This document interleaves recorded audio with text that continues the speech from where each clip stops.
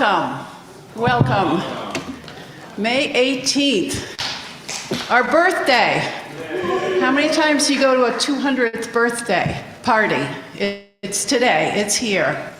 All Souls Unitarian Universalist Church.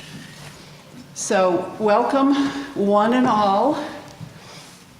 I want to have a special welcome. I'd love to know who's on Zoom, but first of all, I want to welcome Gloria Applegate. Can you wave, Gloria? Gloria scheduled her visit to New England just because of our birthday party here. So Gloria is a longtime member.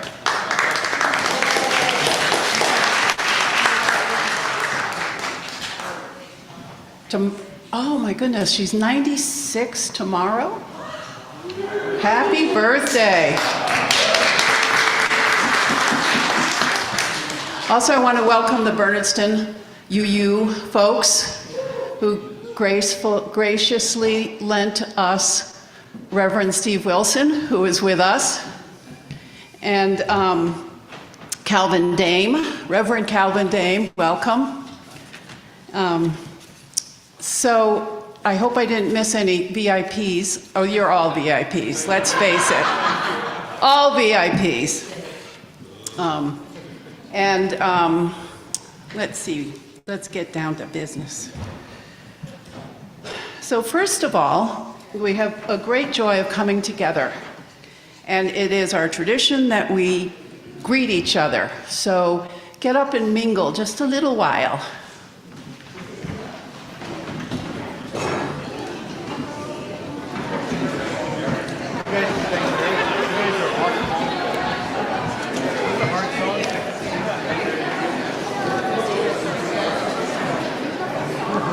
Hi, I'm Bill. I'm Eric. Part of the What? British. I'm Corey. Hi. Her daughter. Mark. It's my mother. I see. Where's the connection? Hi, Bill. I'm Tara. Nice to meet you.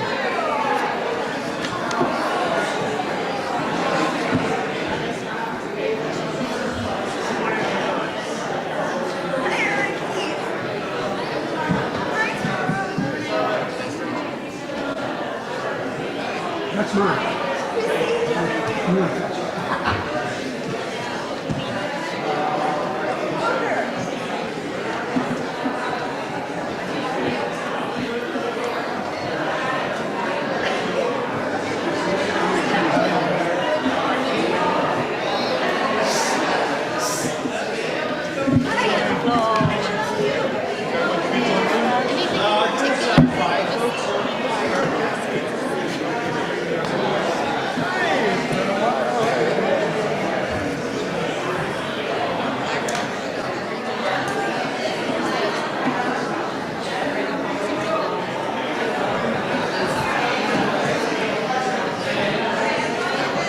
Hi everybody, good morning.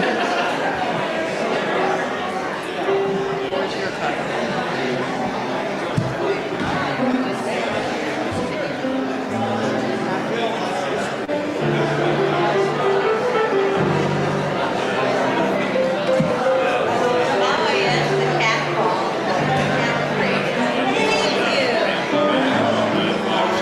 Thank you.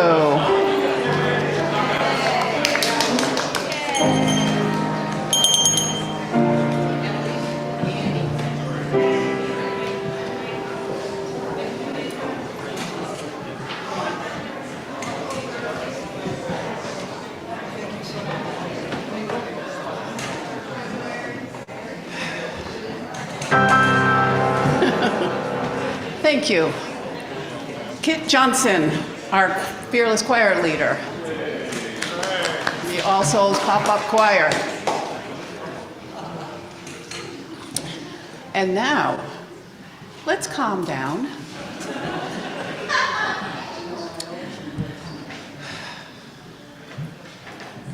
Have a seat. Be in this space.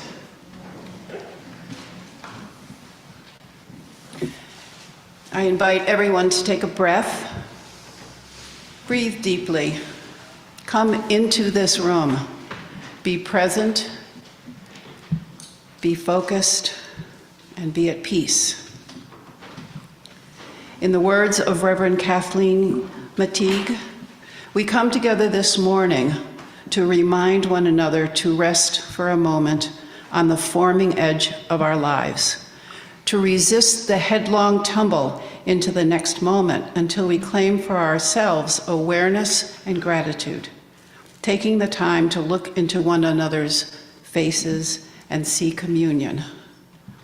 This house of laughter and silence, memory and hope is hallowed by our presence together. Let us take this time for quiet reflection as we listen in silence to the prelude.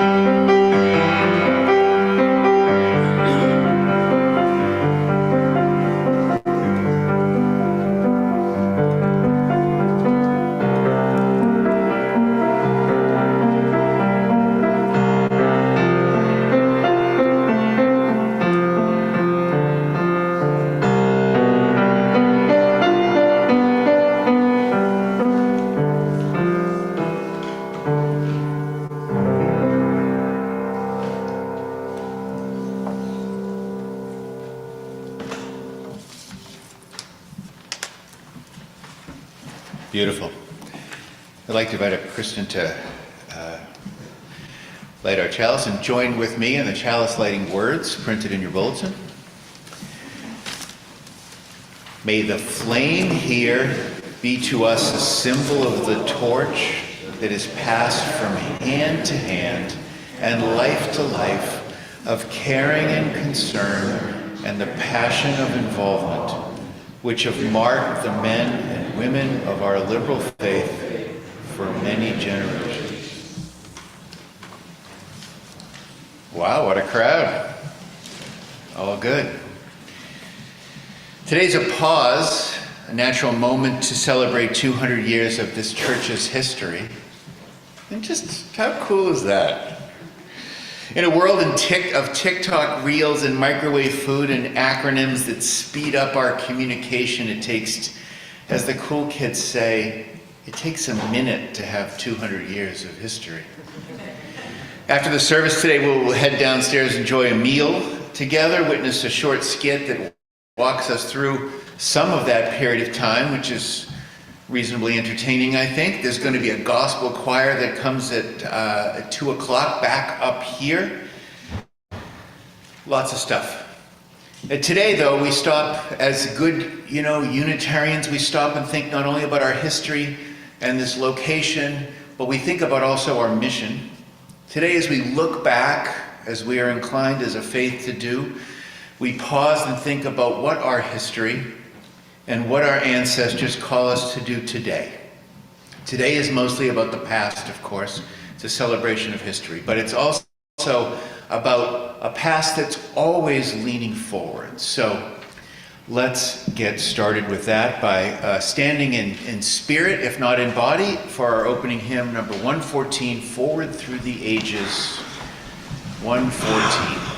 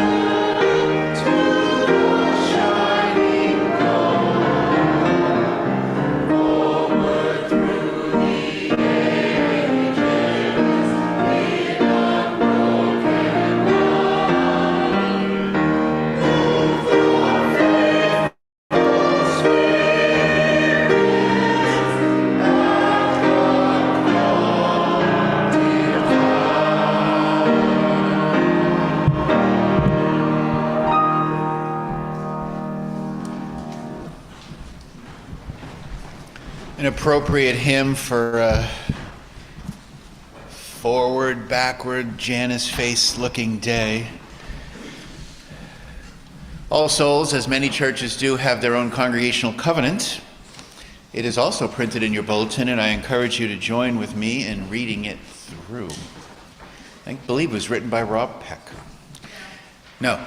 All right. Well, many hands and many voices today. Here we go. In this house, we covenant with one another to create a community built on a foundation of love, to work together to promote equality, justice, and peace, accepting responsibility for our individual acts, to stand on the side of love, embracing the liberation of the oppressed and working to end discrimination and unjust privilege, to communicate with kindness and support, and to serve with compassion and commitment, to listen respectfully and value our diversity as a source of our collective strength, to learn and grow together, generously sharing our time and talents and treasures, to celebrate the joys of discovery from the wonders of youth to the wisdom of age, to openly share our laughter and our tears, showing reverence for divine in all that is, and in the great Unitarian Universalist tradition of loving words. Every week in our church we take up an offering which gives people the opportunity to exercise their generosity of spirit that supports all souls and its many ministries. We see this act of giving, of growing more generous in our hearts and our actions, as essential to spiritual well-being. And with the words of not really a poet, but a concise philosopher, and also in the 18th century, J.D. Dillinger, we simply say, hand it over and no one gets hurt. Please join in our offertory.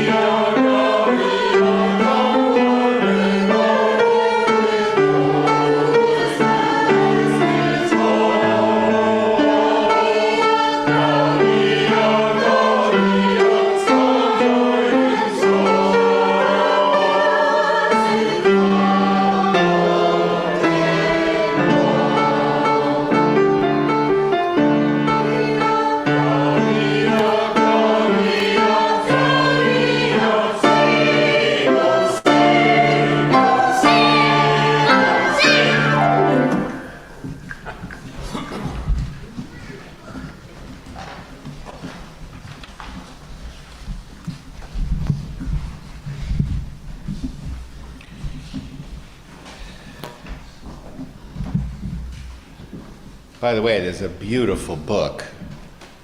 You have to see it, and they're downstairs. So take a look at that for some history.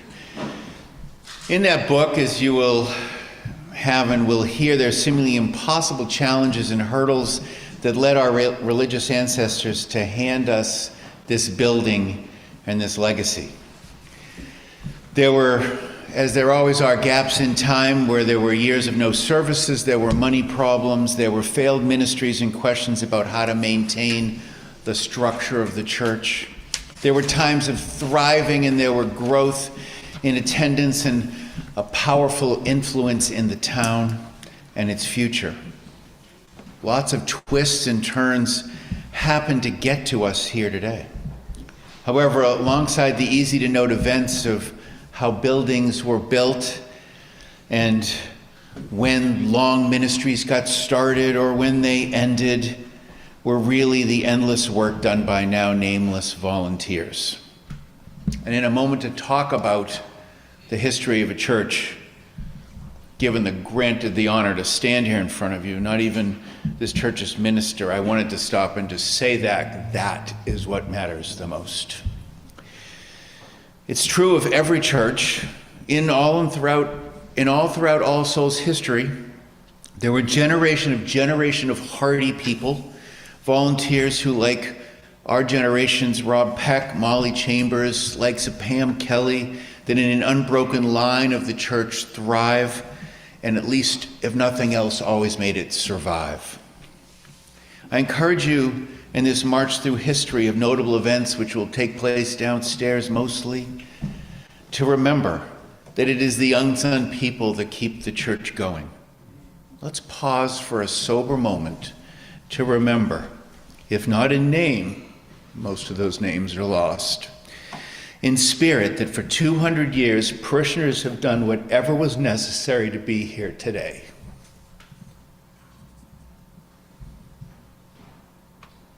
That's what matters the most.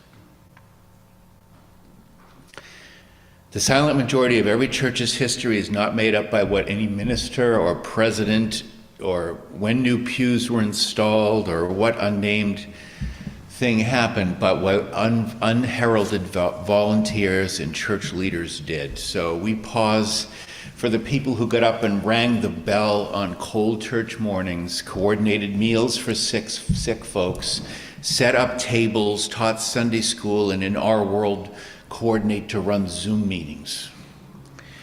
It is always the people who interrupt their day-to-day lives. In one generation, it's coming to meet the blacksmith. In another, it's the electrician that matters the most.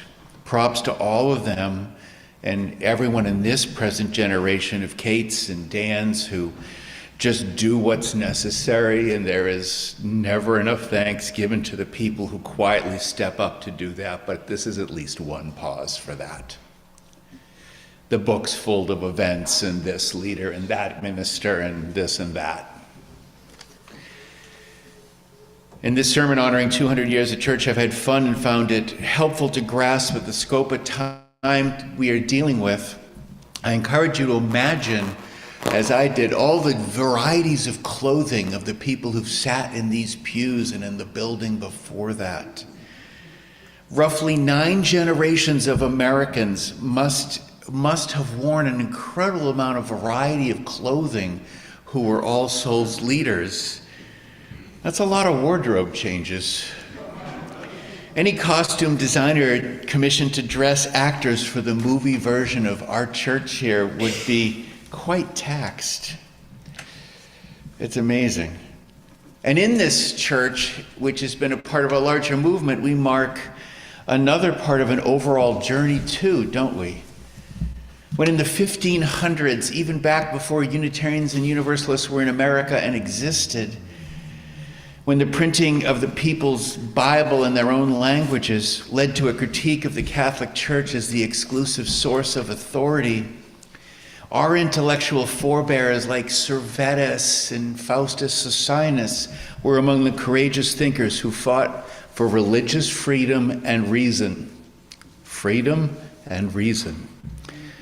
When in the 1700s more attention got paid to who actually wrote the Bible and how it was put together, we listened and adapted our worldview to accept that new reality.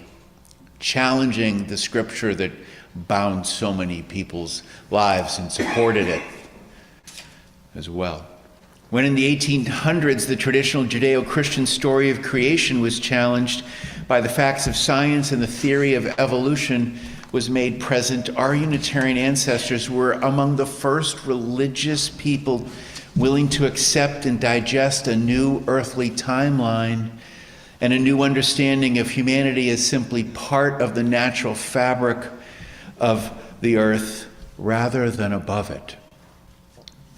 When at the turn of the century, the 20th century, the last one, it became obvious that there were very, very many good people of conscience who, although while not believing in God, lived impressive lives led by a deep commitment to long-standing principles and the cultivation of their own characters, we were the first to welcome religious humanists into the clergy.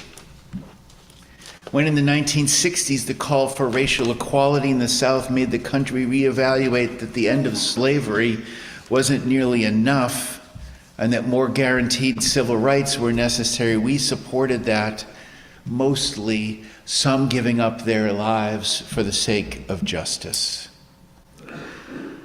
When a decade later it was clear that the voices of women, pagans, and even the earth itself had been repressed and left out of the story, we reinvented our curricula, reformed the language of our guiding principles, started talking about the planet and ecosystems, and opened our churches to an ever number of increasing women clergy.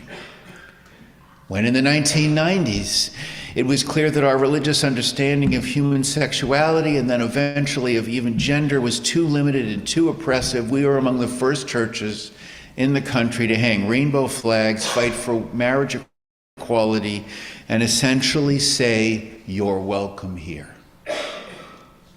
Today, regularly in our services and our agendas, we talk about ableism, intersectional oppressions, and white supremacy culture. Maybe not completely. Maybe not always at the very beginning. Never perfectly and never without hesitation or restraint, but usually, almost always, before other religious institutions will, we, as Unitarian Universalists, have taken a deep breath and accepted the new moral truths the moment has handed us and demanded our religion affect that new truth. So also, a Sunday that celebrates 2 centuries of hard-won anniversary time is hardly a time to bring it up. Church, at least for Unitarian Universalists, is never as much about the reverence for the past as it is about the present and the future. We have even learned that for us, change and evolution must be built in. This is why always being the first church to embrace a truth has become important for us. This is why every 20 years we demand that we revise our bylaws and our guiding principles, why we intentionally call ourselves a living tradition, which is why our hymnals have it right on the front. Church for Unitarian Universalists is never as much about a reverence for the past as it is about the present and the future. Unlike so many religious traditions who look back to find out what is authoritative, right? What is authoritative? What did the old people do? What does the stories tell us? The truth that the future is not predetermined and is largely in our hands has become part of our gospel in that fancy phrase we use that revelation is not sealed. And knowing that the future is not predestined means that more than the standards of behavior we have to live inside of that constrain us, we as a people of faith and as a tradition have to work to build the future that can be. And that means that our church stands in a tradition of engagement that cannot stand still. That is our sin. Never pause for too long and to revel in the past or to seek solace there. Our faith always calls us to a more broadening circle of care than it does to a creed. And if you think about every UU hero that we've ever claimed, They basically ask us that we must face the challenge of our moment with a mix of courage and calling to stand up for the principles and values that we hold. Our detractors might laugh that our symbol should not be a chalice but a burning question mark, which is actually pretty funny. But we are pioneers of America's moral life, and you should never forget that. The moral religious life of America lives here. We're the edge, at our best at least. At our best, we call to bring an open mind and an open heart to the age-old principles of compassion and love and all those old virtues that just sit there waiting for people to pay attention to them. So, as you might have noticed, we're challenged again, perhaps more overtly and profoundly than any time in our lives of our collective memory. This time the challenge comes not in the form of the questions of who gets into heaven or hell, not really, or whether God is more about wrath or about love, or whether women can be members of the church or leaders. The challenge of today, oddly enough, is whether principles of things like integrity and compassion matter more than loyalty and allegiance. The challenge today, oddly enough, is whether principles of integrity and compassion and all the values we speak about are more important than what banner they're under. Whether America is more about whiteness than it is about equality is on the table, and whether patriotism is more about being loyal to the nation than it is about upholding the nation's best values. I don't believe you've missed that this is under fire on a daily basis. I doubt it. Challenges to our civic norms and values we hold and thought are the worst threat that probably all of us can remember. UUN founder of Mother's Day, co-founder, Julia Ward Howe said in 1874, and this phrase has been ringing on my head for a long time, "Ambitious people climb, but faithful people build." Ambitious people climb, faithful people build. And whether America hasn't fully realized it yet, we are being led by ambitious, not faithful people. As I know I need to not tell you, those holding the reins of power today are not people faithful to the truth. They are not faithful to the country's future. They are not faithful to the people in the country, or even to the best civic traditions and norms that we feel compelled to be so proud of. Yeah. We're being led by people more interested in standing under the cross and in front of a flag than being challenged in their faith or in defending the Constitution. All Souls Church, like our neighboring churches in Berniston and Northfield and every other UU church, are commissioned to do their own version of honoring our past, responding to this moment, and stewarding forward an always more promising future. That's your job.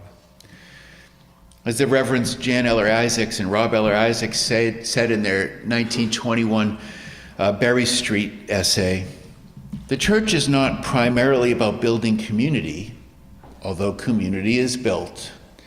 The church is not primarily about making friends, although friends at church are made. The church is not even primarily about alleviating suffering, although suffering ideally is alleviated. We are meant to be communities of accountability in which both the world and ourselves are changed for the better. We are meant to be communities of accountability in which both the world and ourselves are changed for the better. The primary purpose of religious community is the transformation of individuals and society as a whole. Let's, in this church and other UU churches, do our best to live up to that calling. We and those who share our values and witness the threats are going to have to win the future, or we may not have a future much worth having. I think we know that. And that is a personal and institutional challenge worthy of all of our energy and worthy of a great sense of your own personal and our collective purpose. All Souls is a small church. There aren't normally this many people sitting here. Same in Berniston, same in Unitarian, same all over Massachusetts and elsewhere. But we have a rich history, a unique one. We may not always have been the point of the arrow on any issue. Rarely we are. But religiously, we should take pride that across the globe there are very few moments, very few institutions that have made such a peaceful transition from who they were to where they are in the future as we have. Our ancestors were instrumental in creating America's clumsy and imperfect, but overall brilliant division of church and state. Our ancestors fought to have science taught in the schools, undermining their own power at the time. Our religious heritage has within it among the first religious leaders to be for abolition and the end of slavery. We've been ahead of the curve in regard to women's rights. We've been a religion that has every turn fought to draw more people into the circle of concern, at each turn trying to draw that circle a little wider. We have a theology that believes that the traditional gifts we attribute to the spiritual life, captured, as I've said before, in words like compassion and wonder and justice, are a better foundation for the religious life than any particular leap of faith or belief is. We are a tradition that's always behaved like the value of the values we hold is bigger than the value of the institution itself. May we continue to believe that. As I said before, we're a spiritual people who know that building open-minded people interested in developing their character and expanding justice in their own unique way, it's a spiritual issue, but it's a practical one for our lives outside these doors. And that message, I think, is what the world needs now. We should be proud of who we are. We see the future that needs to be, and if it goes well, it will look like we designed it. So whether you're a member here or you're just here to pay tribute, go forth out into the world with a little bit of All Souls in you. Let the 9 generations of church people who've gathered here for 200 years and at this corner since in that time strive to inspire and define how you live.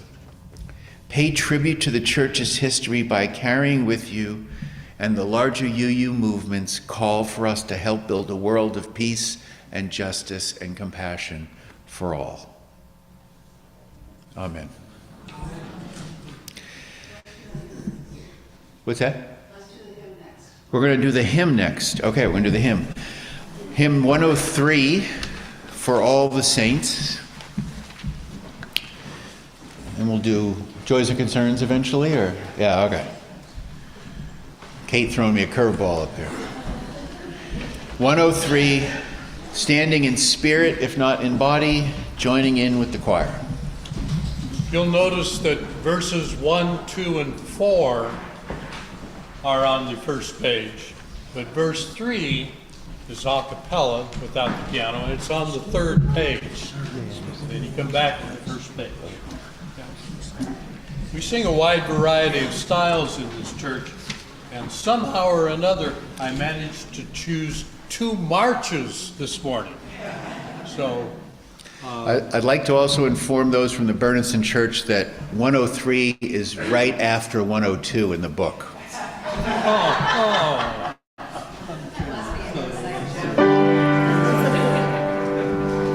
Let's see.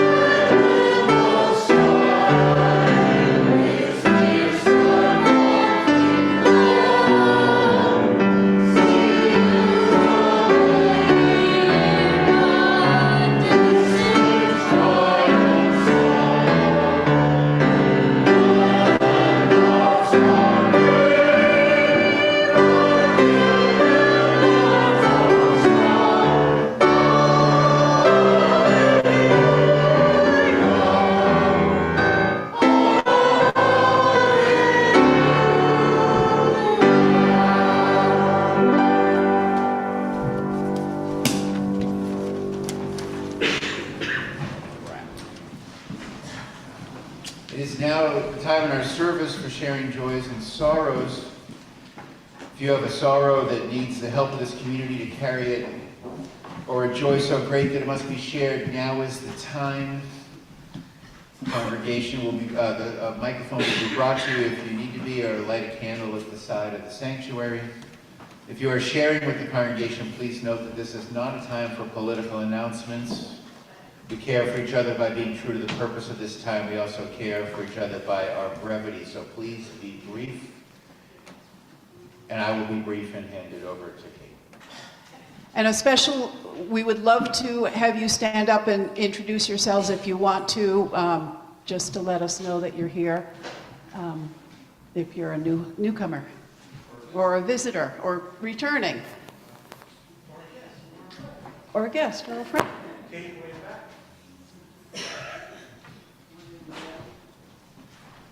Annette.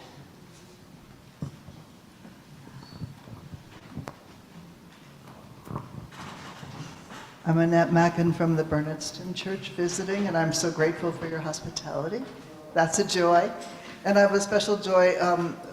I want to thank the musicians and artists and writers who clarify our world and give us hope.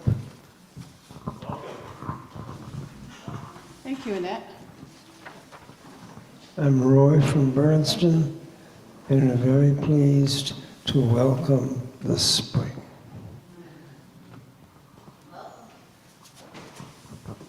Morning, my name is Russ. I have two joys.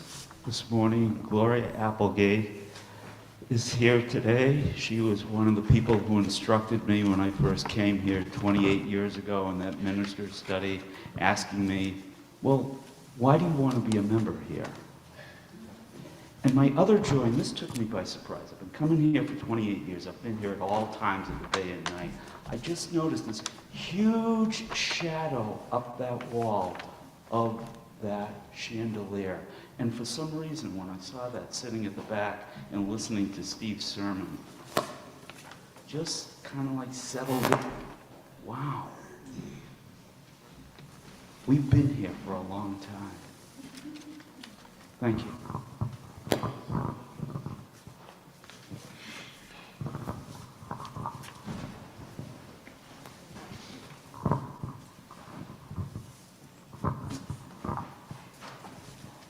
Greenfield is my hometown. However, this church is the church I came to when I was visiting my dad and my stepmom. And I always felt welcome here. Thank you.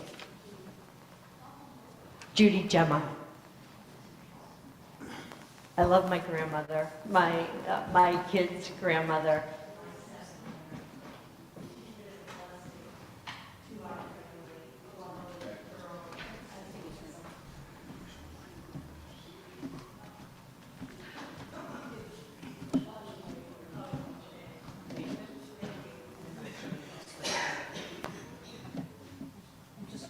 Playing backup.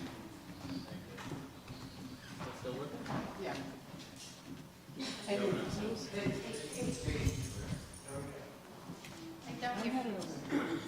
on my way.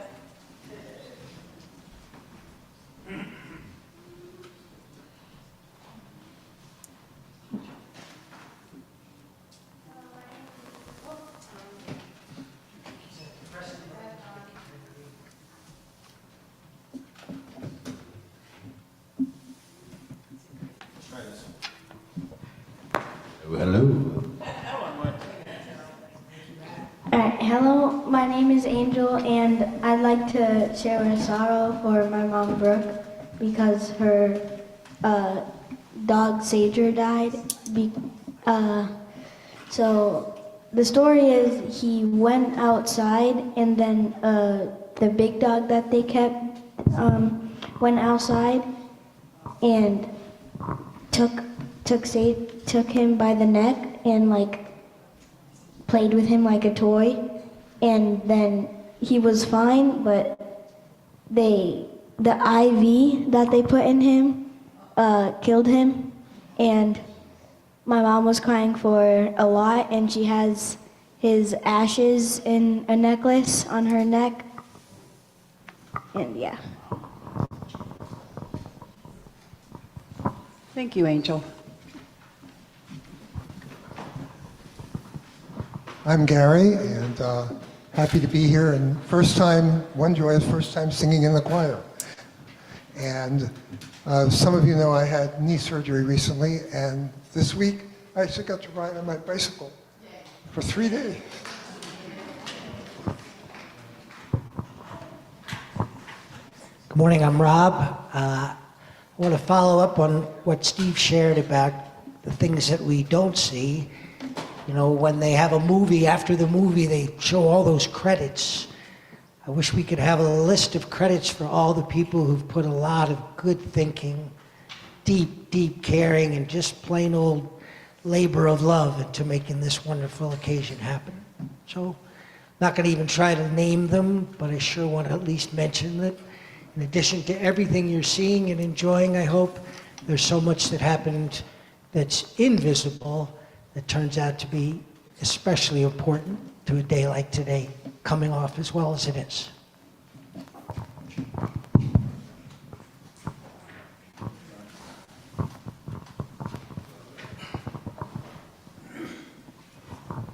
Thank you. I'm Ron Fulton from Bernardston.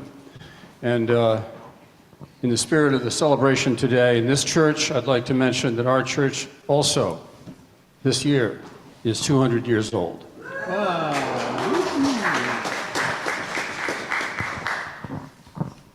Hi, my name is Paul Mikowitz, and I'm here to help celebrate this fantastic 200th anniversary. But I'm joining my family members, and particularly my mom, who came up from Florida, Gloria Applegate. Very happy to be here with her on this special occasion. Here with family members, my wife, Andrea. One more thing I'd like to add about our church in Bernardston. It's 200 years old this year on its current spot. However, it has the distinction of having been built in 1739 and is the oldest church in Franklin County that has been in continuous service.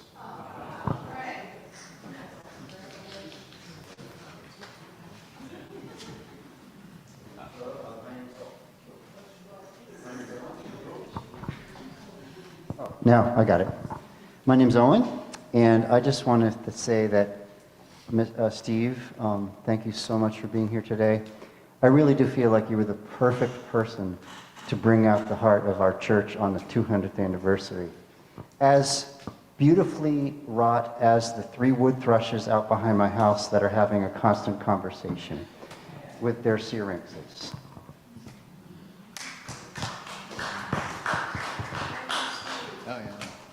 I'd like to light a candle of joy and sorrow.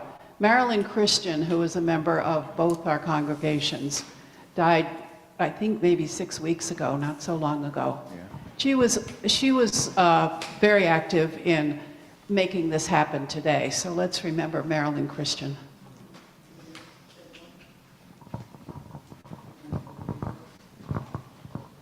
Morning, church. Annie Hassett at the helm here. I'm going to piggyback here for Steve. Love and action, it's a verb. It's a verb. And the other, the joy that I had is I went to a memorial service for a good friend of mine. His name was J.J. Waffelman. And he moved the world in a peaceful way, non-violent. It was pretty incredible as an example of how we can change the world through peace. Okay, J.J. Waffelman. Steve's getting you.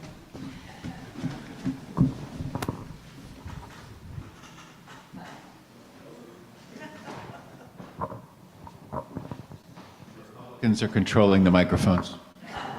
Probably. Hello, I'm Robin. I went to the Bee Fest in Greenfield yesterday. Maybe some of you did as well. It was just such a joyous occasion, and I just felt really many of us were in celebration of Greenfield as a community, and that we could come together around something so important and just necessary to all of us around bees and knowing That's what happens when we don't recharge the rechargeable batteries. Not the Republicans. Hi, my name is Eric. I was thinking when you were giving your sermon.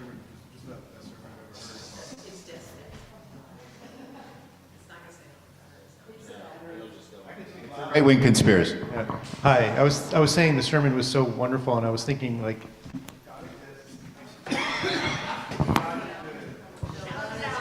Here we go. God is good, and we know God gave us giant brains. So, of course, his revelation would come over time. It would evolve, right? How cruel would it be to say there's one thing and your giant brain just has to stop? He would say, I'm going to let you understand this over time. It's such a logical way to think about God, right? As opposed to a static, thing. And so that's what I was thinking when you were talking today.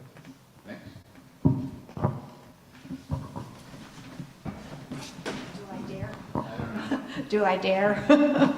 Good morning, I'm Sandra. And I just want to share how much I appreciate the way you showed us our willingness to have an open mind. Because I think an open mind is one of the most precious things in my lifetime and in all lifetimes. And for the sake of the life of the planet, that we have an open mind to what's possible. And I also love that thing about some climb and others build. What was the first person? Ambitious people climb. Ambitious people climb. I'm going to tell that to my grandchildren graduating from high school and college this month.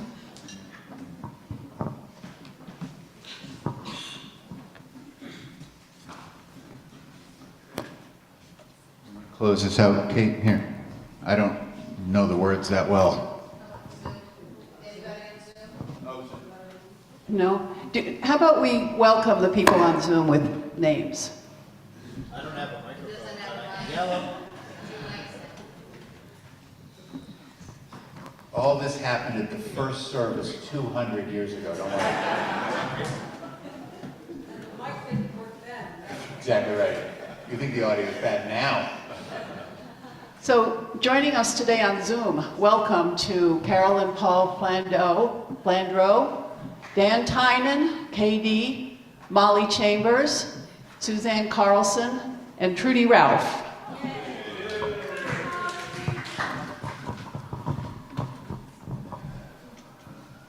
It is in the spirit of community that we find strength and common purpose. We turn our minds towards one another. We ask that all those shared thoughts be heard and heard. I invite you now to turn to the front of the hymnal for the classic also song, Prayer to Friends. It's an insert generally up in the front of your hymnal.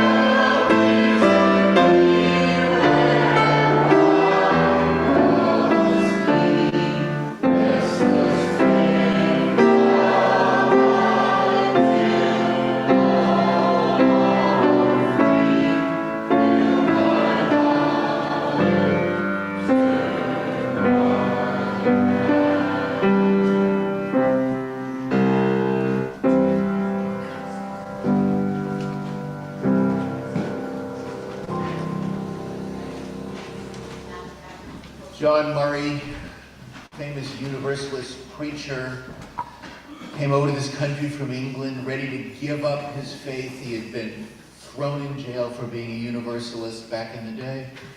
Got on a boat, ready to start a new life in the new world, and his ship runs aground on the banks in New Jersey, walks out, becomes a preacher again, travels up and down the East Coast. Probably he and Hosea Ballou, the most famous Universalist evangelists of their time.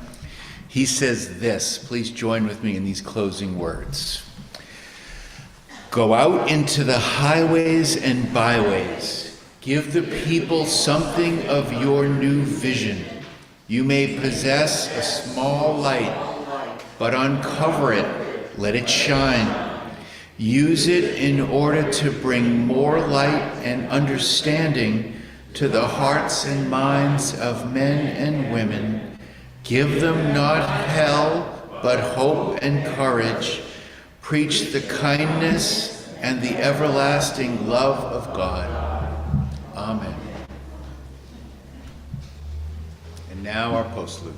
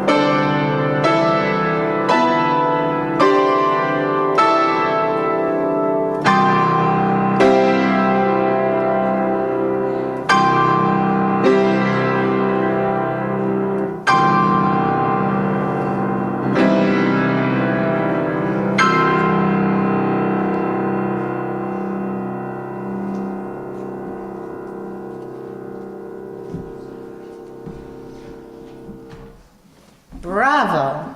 Go ahead, applaud for that. Go right ahead.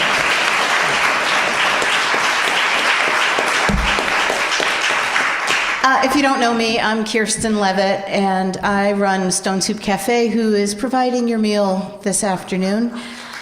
And I'm here to give you some announcements and logistics. So here's the announcements, super easy. Tomorrow night on Zoom, board meeting. June 1st, Sunday, annual meeting right after our worship service. Now for some logistics. All of you are going to, first of all, you're all welcome to come and eat. We have plenty of food. I always overcook. But I didn't actually cook today. I have a great crew downstairs. Chef Jess, Chef Stephanie, and Chef JD are downstairs, and they're serving us this morning, and it's a wide variety of food, 100% gluten-free. There's vegan and vegetarian options. Please know that we have all of your concerns at hand, and if you have any dietary restrictions, our crew will answer any questions that you have. When we leave, you're going to go out these doors and down the stairs and back down the hall, and there will be a buffet. At the front of the line will be silverware and plate, and you will be able to process through the line, and there will be a drink station that's over on this wall. If you are seated at a round table, round tables accommodate a lot more people than the chairs that are currently around them, and we have a lot more people. So pull up an extra chair or ask somebody to get you a chair. Please make yourself at home. The restrooms are downstairs as well, and there is access if you have a mobility issue and you need to be not going downstairs. You can walk out around and then come back in the Hope Street door where there is a ramp. Okay? I hope you have a magnificent lunch and a great celebration with one another, and I hope you get to stay for this afternoon's gospel chorus concert. And we'll see you downstairs. Thanks.